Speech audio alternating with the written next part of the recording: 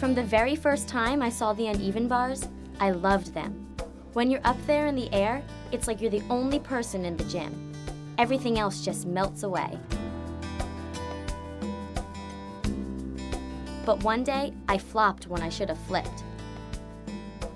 I'd injured my shoulder, and wow, did it hurt. I wondered how I'd be able to compete again. I've had to train really hard to come back. As a gymnast, my friend Tess gets her body to do some unbelievable things. She must have legs of steel. Try something much more versatile: muscles and bones. Steel could support you, but only your skeletal and muscular systems can help you flex, swing, and fly through the air with the greatest of ease. So hold on to your seats. It's the human body in action.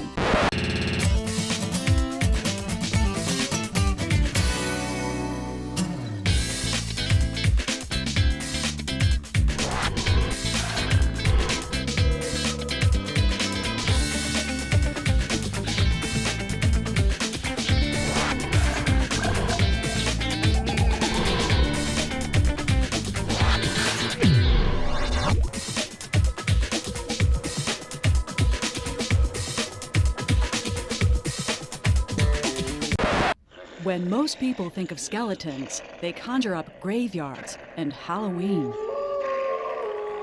Well, sure. After all, bones aren't exactly lively. Ah, but they are. The 206 bones in your body are the organs of your skeletal system, and they are very much alive. In fact, they're half of the amazing action team. Coupled with the muscular system, your skeletal system makes it possible for you to move every which way. Without them, your body'd be downright immobile. And just what are bones made of? An extraordinary network of living tissues, made up of millions of bone cells, blood vessels, and nerve cells. This tissue exchanges nutrients and waste, senses pain, and grows. Throughout your life, your skeleton undergoes an incredible transformation to adjust to your changing needs. My trainer says the secret to success is to stay calm and focused. Head and neck relaxed, back straight. The skeleton is divided into two parts. The axial skeleton includes your skull, spine, sternum, and ribs, 80 bones in all. It's called axial because the body rotates around it, like the Earth rotates on its axis. The other 126 bones of your body make up the appendicular skeleton.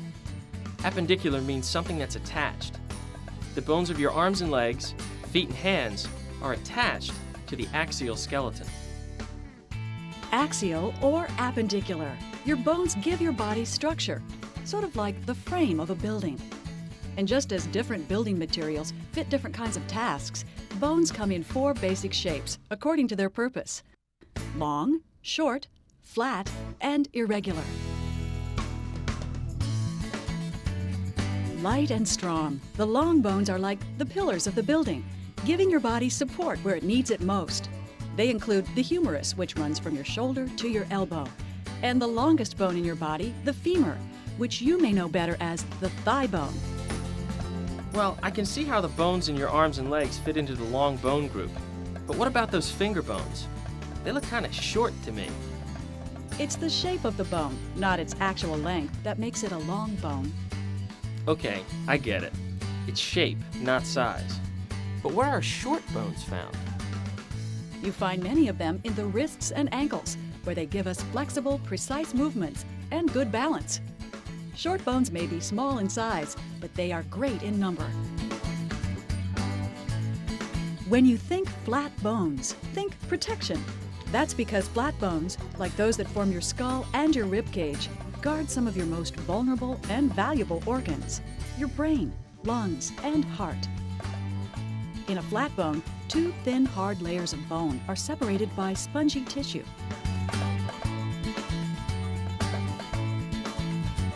If a bone's not flat, short, or long, it belongs to the 4th group of bones, the irregular bones.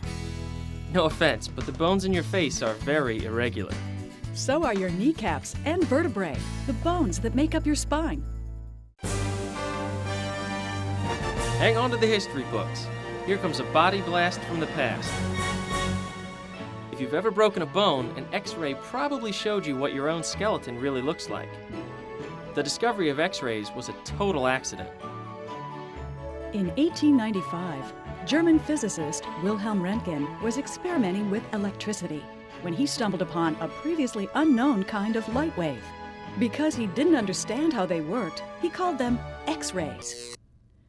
These high-energy rays penetrate less substantial materials like skin, which exposes the film, but they can't pierce dense materials like the calcium in bones, leaving the film unexposed in those areas. The light bounces back, creating a photographic image. When Röntgen passed some of these X-rays through his wife's hand, they unexpectedly captured an image of her living skeleton. They even saw her wedding ring. X-rays revolutionized both physics and medicine, and it won Röntgen the very first Nobel Prize. Even an X-ray can't show you what's inside a bone, where some truly cool stuff is happening.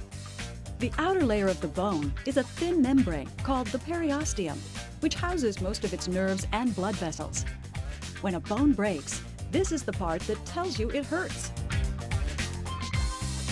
The second layer, compact bone, is densely packed and contains minerals like phosphorus and ultra-hard calcium, making it one of the hardest tissues in the body. Next is a softer layer known as spongy bone. Running through it like a honeycomb are tiny hollow tubes. Blood vessels carry oxygen and nutrients to the bone cells and haul the wastes away. If you think all those hollow tubes would weaken the bone, think again. One hollow tube might be easy to crush. But when you put a bunch of them together, it's a different story. They become very strong, but are still very light. In the hollow center shaft of the largest long bones is soft tissue called marrow. Here, the marrow is yellow. But marrow also fills many of the spaces in the spongy ends of a long bone. That marrow is red. Also found in irregular and flat bones, red marrow produces all of your body's blood cells. I'll bet you figured out long ago that your bones give your body structure. They keep you from flopping around like a jellyfish. Maybe you even knew that bones are central to movement and that they protect organs like your brain and heart. But now you also know the inside scoop on bones. Bones are a blood factory.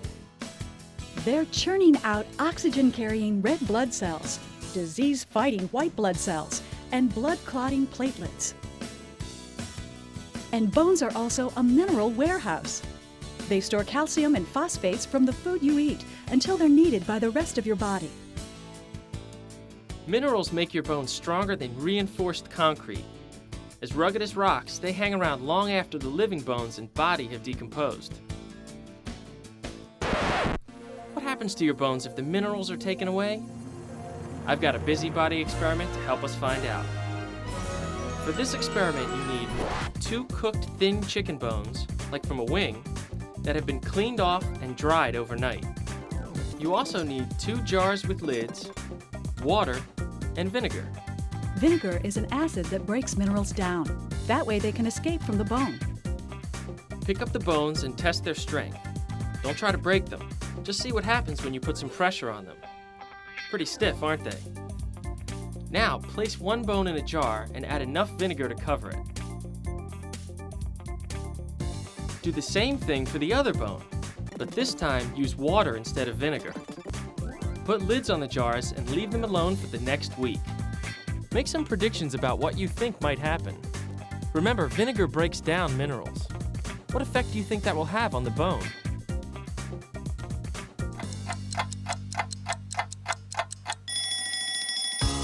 Okay, ready to check out our chicken bones?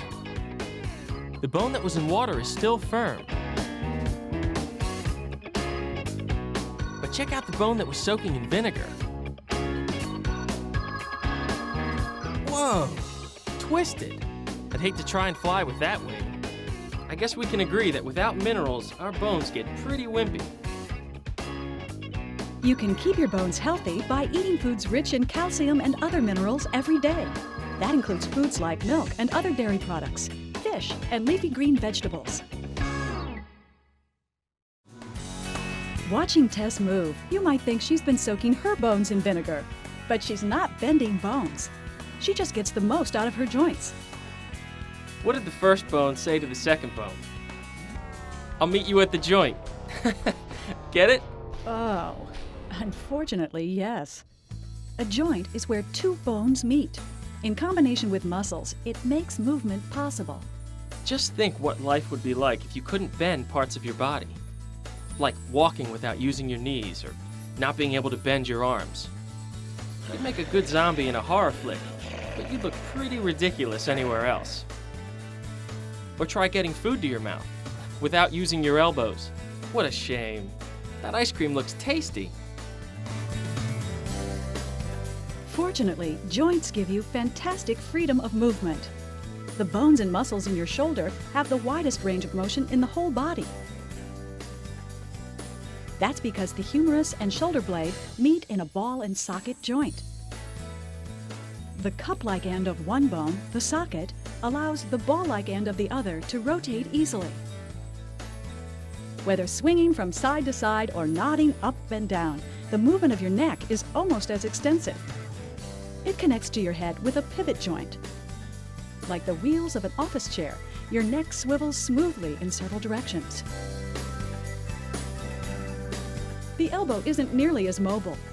It only moves back and forth, and that's a good thing. You wouldn't want it to move in all directions the way your neck does. As a hinge joint, it swings back and forth like a hinge on a door. Hey, did you hear the one about the funny bone? It was attached to the humerus. Get it? Humerus. Funny. But seriously, some folks believe that's how the funny bone got its name. The funny thing is, the funny bone isn't a bone at all. It's a nerve in your elbow. That's why it feels so funny, or uncomfortable, when you hit it.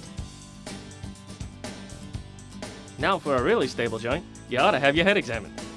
Though your skull seems like it's all one piece, it's actually 29 bones connected by fixed joints. Like two pieces of metal that have been fused together, fixed joints don't move at all. Even joints that move need to be kept in their place.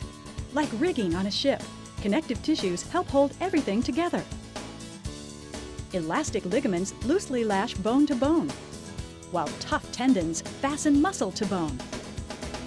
Other bones are linked by the rubbery tissue known as cartilage, the same stuff that gives shape to your nose and ears.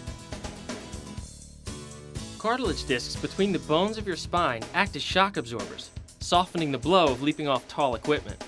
Or for the rest of us, just the regular ups and downs of plain old walking. Cartilage also cuts down on wear and tear on the ends of certain bones. It prevents them from grinding against each other.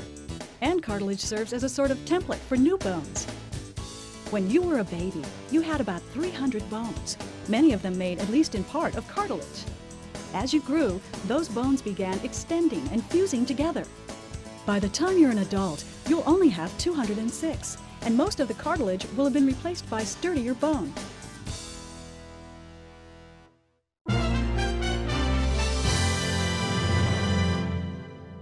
My name is Richard Cruz. I'm a children's orthopedic surgeon at the DuPont Hospital for Children. An orthopedic surgeon is a surgeon who specializes in the treatment of bone, muscle, joint, and nerve disorders. Without your bones, you'd probably look like a jellyfish. You would be a big blob that couldn't stand, couldn't walk, couldn't play sports. Your skeletal system not only allows you to run, play, and move, but it also is a living, breathing material. So your bones are actually alive and constantly changing. Bone healing is probably the most miraculous thing in orthopedics. The fact that a young child's bone can not only heal, but it can actually straighten itself out and change its shape. What happens when you break a bone is around the outside of a bone there's a very thick tissue called periosteum, and that encases and wraps around all your bones. Well, when you break a bone, blood collects under this bag. All these little blood cells actually can transform and become bone cells. All this blood that's laying around the bone is the primary source of healing. And then the body actually performs sculpture. the body actually shapes that. It takes away cells it doesn't need and adds cells it needs to reshape the bone back to its normal shape. The most common way we treat broken bones is to put a cast on, and most people are familiar with what a cast is. And a cast is simply a specialized bandage that holds the bone in its place to allow the healing process to occur. And a cast also, by holding the bone in place, makes it a lot more comfortable. The bone is not moving around while it's healing. After you come out of a cast, we usually recommend some activity or progressive exercise to try and build the strength back up, and you certainly can build the strength back up. We, as orthopedic surgeons, try to get people moving as early and as safely as possible. Your body was meant for motion. Your body was meant to move. My range of movement was improving.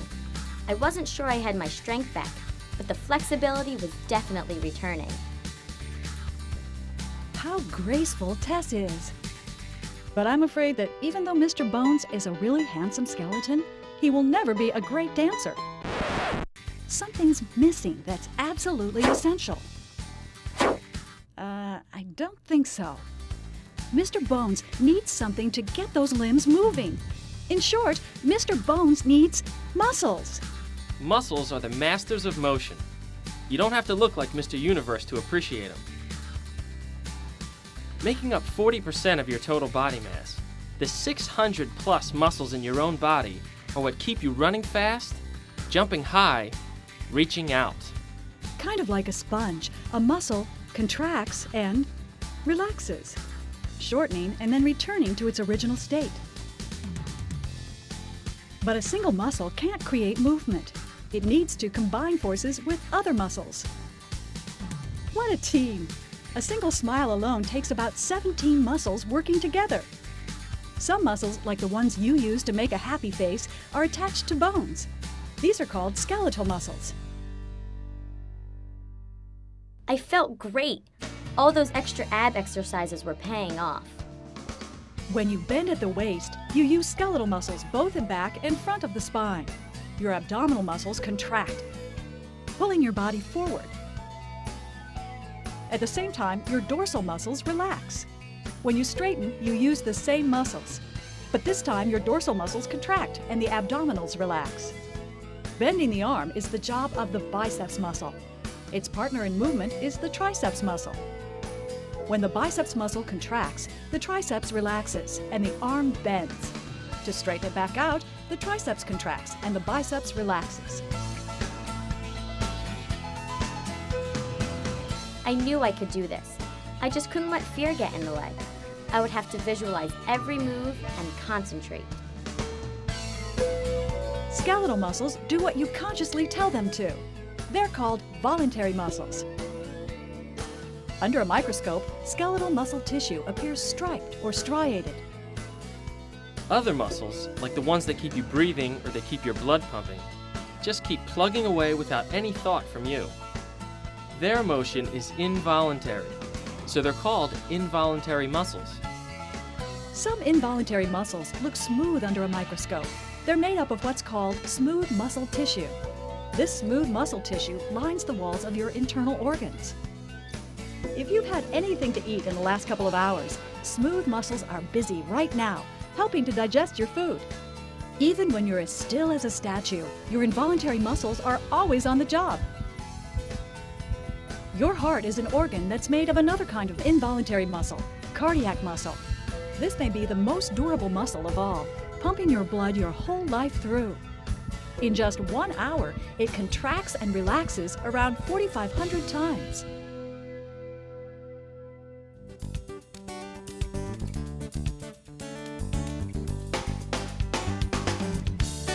I took a deep breath and Recovering from her injury was no easy task for Tess. The shoulder joint is a tricky combination of bones, ligaments, tendons, cartilage, and muscles. And they all have to work together perfectly if she's going to return to form. yes, I stuck that landing. Bones and muscles are the amazing action team, the skeletal and muscular systems. Together, they're the masters of movement. Whether long, short, flat, or irregular, bones give the body structure and protect vital organs. And talk about working overtime. They're your blood-making factory and mineral storehouse too. Bones meet at joints, putting the bend in your knee and the swing in your arm. Pulling everything together are the muscles. Contracting and relaxing, they keep those bones hopping. Without muscles, you wouldn't be able to move at all. 206 bones, more than 600 muscles. That adds up to one incredible machine. It adds up to the human body in action.